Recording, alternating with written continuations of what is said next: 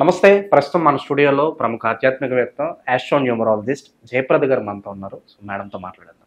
నమస్కారం మేడం. నమస్తే అమ్మా. శ్రీమాత్రే నమః. మేడం, అక్టోబర్ మాసం విశేషంగా కుంభరాశి వాళ్ళకి ఈ నెల ఎలా ఉండబోతుంది? మనకి విజయదశమి ఉంది, దివాళీ ఉంది. ప్రజెంట్ వీళ్ళ టైం ఎలా నడుస్తుంది? ఎలాంటి జాగ్రత్తలు తీసుకోవాలి?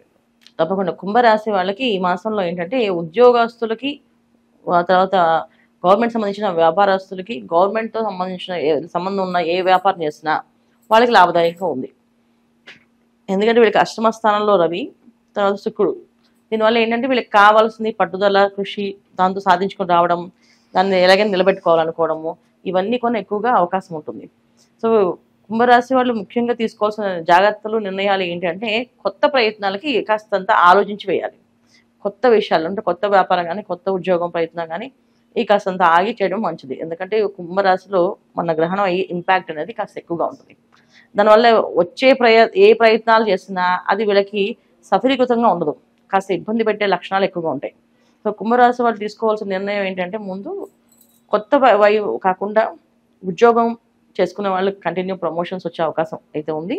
అలాగే వ్యాపారం ప్రయత్నం కూడా ఉంది వీళ్ళకి. ఇంకోటి ఏంటంటే వివాహ ప్రయత్నం చేసే వాళ్ళకి వివాహాలు అయ్యే అవకాశం ఉంది. సో వాళ్ళు కొత్త ప్రయత్నాలు చేసుకునేవి వివాహం కానీ, నూతన గృహం కానీ ఇవన్నీ ప్రయత్నాలు చేసుకోవచ్చు. ఒక వ్యాపారం ఒకటే చేసుకోకూడదు. వ్యాపారం ఒక్క విషయంలో మాత్రం కాస్తంత ఇబ్బంది పడే అవకాశాలు ఎక్కువగా కనిపిస్తున్నాయి. ఇంకోటి ఏంటంటే వీళ్ళకి భాగ్యస్థానంలో బుధ కుజులు. దీనివల్ల కాస్తంత ఇంట్లో కొంత మనశ్శాంతి లేకపోవడము, పెద్దవాళ్ళతో కాస్తంత చికాకు రావడము, లేకపోతే వాళ్ళకి ఏదైనా అనారోగ్య సమస్య రావడము, ఏదో ఒక రకమైన ఇబ్బంది వచ్చి వీళ్ళు హాస్పిటల్స్ తిరగడము, హాస్పిటల్ నుంచి రావడము, కాస్త వాతావరణం కాస్తంత కొంత హడావుడి కార్యక్రమం ఎక్కువగా ఉంటుంది.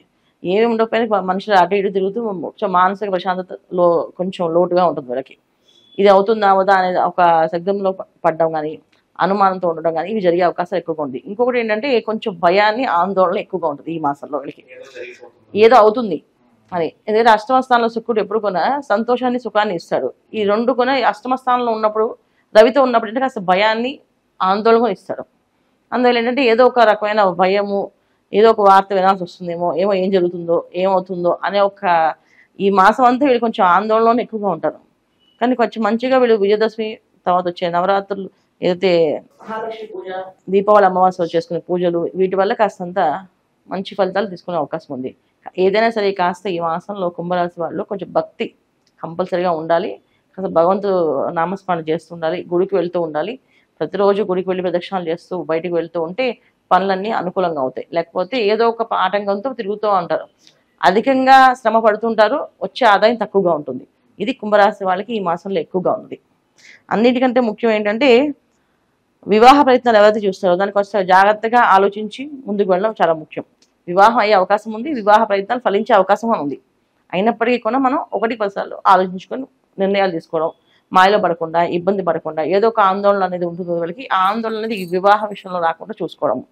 ఇంకా వీళ్ళు విదేశీ ప్రయాణాల్లో, విదేశాలు వెళ్ళాలనుకునే వాళ్ళకి చాలా యోగ్యంగా ఉంది, వెళ్ళొచ్చు, చక్కగా వెళ్ళి చేసుకోవచ్చు. కాకపోతే అక్కడ కూడా ఏంటంటే ఈ ఒక రకమైన ఫియర్తో ఈ మాసం అంతా ఏంటంటే తెలియని ఒక భయాన్ని వెంటాడుతుంటుంది వీళ్ళని.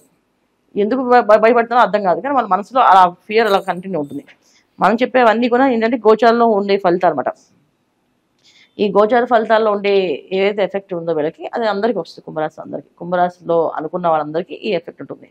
అయితే ఏంటంటే అధికంగా కొంచెం కోపం ఎక్కువగా ఉంటుంది. ఆ కోపం తగ్గించుకుంటూ శాంతంగా మాట్లాడుకుంటూ ముందుకు వెళ్తే అన్ని పనులు అవుతాయి. కోపం కానీ పెంచుకున్నా, కొంచెం బద్ధకాన్ని పెంచినా అది వెళ్ళి ఇబ్బంది పెట్టే అవకాశం ఎక్కువగా ఉంది. ఇది వీళ్ళది. సో నెట్వర్క్ వీళ్ళ సర్కిల్ ఎలా ఉంటే బాగుంటుంది అంటారు? అంటే కొత్త పరిచయాలు అయినా కూడా వాళ్ళతో ఎలా మెసులుకుంటే బాగుంటుంది అంటారు? కొత్త పరిచయాలు, కొత్త వాతావరణం అన్నీ కూడా కొంచెం అగ్రెసివ్గా ఉంటాయి. ఎందుకంటే వీళ్ళకి భాగ్యస్థానంలో బుధ కుజుడు. అందువల్ల ఏంటంటే ఏ పరిచయం అయినా అది ఇది మంచిదా చెడుదా అని వీళ్ళ ఒక ఆందోళన కన్ఫ్యూజన్ ఉంటుందా, అది ఎక్కువగా ఉంటుంది. కొత్త పరిచయాలతో కొంచెం ఆ సమస్య లేదు వీళ్ళ, అదే దానిలో అంత ఇబ్బంది వచ్చేది లేదు, కష్టపడేది లేదు. కాకపోతే ఏంటంటే కొత్తగా వ్యక్తులతో వ్యాపారం చేయడం మాత్రం ఆలోచించాలి. ఇప్పుడు కొత్తగా ఇద్దరు స్నేహితులు ఇప్పుడే వ్యాపారం చేద్దాం మొదలుపెట్టారు, అది మాత్రం కాస్త ఆలోచించాలి. పర్సనల్ జాతకాలు చెక్ చేసుకొని ఇద్దరు జాతకాల్లో యోగ్యమైన ఉందా లేదా. జనరల్గా ఏంటంటే జాతకం చూసుకున్నప్పుడు ఫ్రెండ్స్ అండర్స్టాండింగ్ ఉంది కదా వ్యాపారం పెడతారు. కానీ ఈ అబ్బాయికి ఎలక్ట్రానిక్స్ కలిసి వచ్చాయనుకోండి, ఆ అబ్బాయికి ఎలక్ట్రానిక్స్ కలిసి రాకపోవచ్చు. ఇద్దరు కలిసి పెట్టినప్పుడు ఒకరికి లాభం ఉంటుంది, ఇంకొకరికి నష్టం ఉంటుంది. అంటే ఒకరు డబ్బు పెట్టే అతను ఎలక్ట్రానిక్స్ డబ్బు పెట్టి అయ్యాను అనుకోండి, బాధ లేదు. కానీ డబ్బు పెట్టి ఆయన వేరే ఆయన చేసే బిజినెస్ వీలు అనుకోండి, సో ఖచ్చితంగా ఆయన డబ్బు రాదు. ఇక్కడ ఏమైపోయింది, వాళ్ళిద్దరు సామర్థ్యము పనిచేయదేమో అనే ఫీలింగ్ వచ్చేస్తుంది మనకి. ఇక్కడ చూసుకోవాల్సిన ఏంటంటే ఏదైనా కొత్తగా పార్ట్నర్షిప్తో వ్యాపారం మొదలు పెట్టాలంటే ఇద్దరు జాతకాల్లో ఈ వ్యాపారం కలిసి వస్తుందా అని చూసుకోవాలి. ఎందుకంటే చాలా మంది వ్యాపారం అని అంటారు. వ్యాపారం అంటే అనేక రకమైన వ్యాపారాలు, బట్టల వ్యాపారం ఉంటుంది, ఎలక్ట్రానిక్స్ వ్యాపారం ఉంటుంది, అది కంప్యూటర్స్ వ్యాపారం అనేది ఏదో వెబ్సైట్. సో ఇప్పుడు అన్ని కొత్త కొత్త వచ్చాయి కదా సాఫ్ట్వేర్స్. ఒకప్పుడు వ్యాపారం అంటే ఏదో 4 రకాల వ్యాపారాలు చెప్పవచ్చు, ఇప్పుడు 100 రకాల వ్యాపారాలు చెప్పాల్సి వస్తుంది. ఏ వ్యాపారం అయినా సరే, అంటే ఎలక్ట్రానిక్స్ సంబంధించింది కానీ, అలాగే వీళ్ళకి క్లాత్ సంబంధించింది కానీ, ఫుడ్ సంబంధించింది కానీ, దీంట్లో ఏమి చూసుకున్నా మన ఫుడ్డే వస్తుంది. మనం ఏం ఇన్స్టెంట్స్ పెట్టినా, ఫుడ్ ఇండస్ట్రీ పెట్టాలన్నా ఫుడ్ సంబంధించిన ఫుడ్. ఈ యోగం వీళ్ళకి జాతకంలో ఉందా, అది పర్సనల్ జాతకం చూపించుకోవాలి. మేము ఈ వ్యాపారం చేస్తే మాకు కలిసి వస్తుంది, ఈ వ్యాపారం మాకు ఇంట్రెస్ట్ ఉంది, మరి మేము చేయొచ్చు. చాలా మందికి ఇంట్రెస్ట్ వేరు, కలిసి రావడం వేరు. ఇంట్రెస్ట్ ఉండే కొంతమందికి, కానీ కలిసి రాదు. అది ఇంట్రెస్ట్ లేని వ్యాపారం ఇది కలిసి వస్తుందని చెప్తే దాన్ని వాళ్ళు దాన్ని కొంచెం ఇంట్రెస్ట్ తెచ్చుకొని దాన్ని ప్రాక్టీస్ చేసి చేసుకోవచ్చు, బాగా కలిసి వస్తుంది. అలా మనం ప్రతిదీ చెక్ చేసుకుంటూ వెళ్ళాలి తప్ప ఇండిపెండెంట్గా మనం ఓన్ డెసిషన్స్ తీసుకొని వ్యాపారాలకు వెళ్ళకూడదు. అది ముఖ్యంగా భాగస్వామి వ్యాపారం. కానీ మన పర్సనల్ వ్యాపారం అప్పుడు మనమైనా సరే డబ్బు పెట్టుకొని మన సొంత వ్యాపారం పెట్టినప్పుడు కొన్ని లక్షలు ఇన్వెస్ట్ చేస్తున్నాం. ఆ లక్షలు ఇన్వెస్ట్ చేసే ముందు మన వ్యాపారంలో మనకి ఉద్యోగం, అసలు మనకి వ్యాపారం ఉందా, ఉద్యోగం ఉందా మన జాతకంలో అని చూసుకోవాలి కదా. అది చూసుకోవాలి, ఇంపార్టెంట్. ఇది వీళ్ళు చేసుకోవాల్సింది. ఓకే, ఆల్రెడీ ఉద్యోగాలు చేస్తున్న వాళ్ళు మేడం మారాలా వద్దా అనే ఆలోచనలో ఉన్న వాళ్ళకి సో మారితే బాగానే ఉంటుందంటారా? ఖచ్చితంగా మార్పు అనేది ఉంటుంది వీళ్ళకి. ఎందుకంటే గురువు మారుతున్నాడు 18 దాటి నుంచి. ఈ గురువు మార్పు అనేది వీళ్ళకి వాళ్ళ జీవితంలో కాస్తంత మార్పు అనేది ఖచ్చితంగా ఉంటుంది. ఆ మార్పు మంచిదా చెడుదా అనేది వాళ్ళు మళ్ళీ ఆ పర్సనల్ దాని మీద ఆధారపడి ఉంటుంది.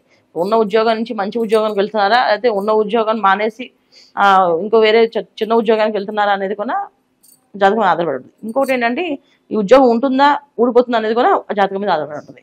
చాలా మంది యూఎస్ నుంచి బయటకు వచ్చేస్తారు, ట్రంప్ వాళ్ళు ఇబ్బంది పడుతున్నారని. దాంట్లో కుంభరాశి వాళ్ళకు ఉంటారు. ఆ ట్రంప్లో ఏదైతే పంపిస్తాం అనుకుంటారో దాంట్లో ఈ కుంభరాశి వాళ్ళు ఉంటే ఖచ్చితంగా వాళ్ళకున్న జాబ్ ప్రాబ్లం ఎక్కువగానే ఉంటుంది. సో జాగ్రత్త పడాల్సింది, జాగ్రత్తగా ముందు జాగ్రత్తగా చూసుకోవాల్సింది. మాకు ఈ ప్రాబ్లం ఉందా లేదా చెక్ చేసుకొని జాతకాన్ని చూసుకుంటే పనిచేది. ఇక విశేషంగా ఎలాంటి పరిహారాలు చేసుకుంటే బాగుంటుంది అంటారు? విజయదశమి ఉంది, దీపావళి ఉంది, విశేషంగా ఏమైనా పరిహారాలు ఈ 2 పర్వదినాలు చేసుకోవచ్చు అంటారు వీళ్ళేదన్నా? వాళ్ళ కుంభరాశి రాహు ఉండడం వల్ల విపరీత బతకాన్ని ఇస్తాడు, విపరీత పొగరు ఇస్తాడు, విపరీత అహంకారం అన్నమాట. ఎంత అహంకారం అంటే అవన్నీ ఆప్షన్ చేయగలం అని చెప్పి అహంకారం ఇస్తాడు, అన్నీ అయిపోతాయి. లేదా విపరీతంగా బతకాన్ని ఇస్తాడు, చేద్దాం లేదు పిల్లలు కత్తి పెడితే కానీ చేయడమాట. అలా 2 లక్షణాలు ఉన్నాయి. ఈ 2 లక్షణాలకి మనం చేయాల్సిన పరిహారం ఏంటంటే దుర్గమ్మ ఆరాధన. దుర్గే లక్ష్మీ నమః అని చదవడము, ప్రతి శుక్రవారం అమ్మవారి గుడికి వెళ్ళడం, ప్రదక్షిణాలు చేయడం. ఇది మాకు ఖచ్చితంగా చేసుకోవాలి ఈ మాసం అంతా. ఓకే, ఓవరాల్ గా కుంభరాశి వాళ్ళ పరిస్థితి మాసం ఏ విధంగా ఉండబోతుందో చాలా బాగా గురించారు. ధన్యవాదాలు. నమస్తే మా శ్రీమాత్రే నమః.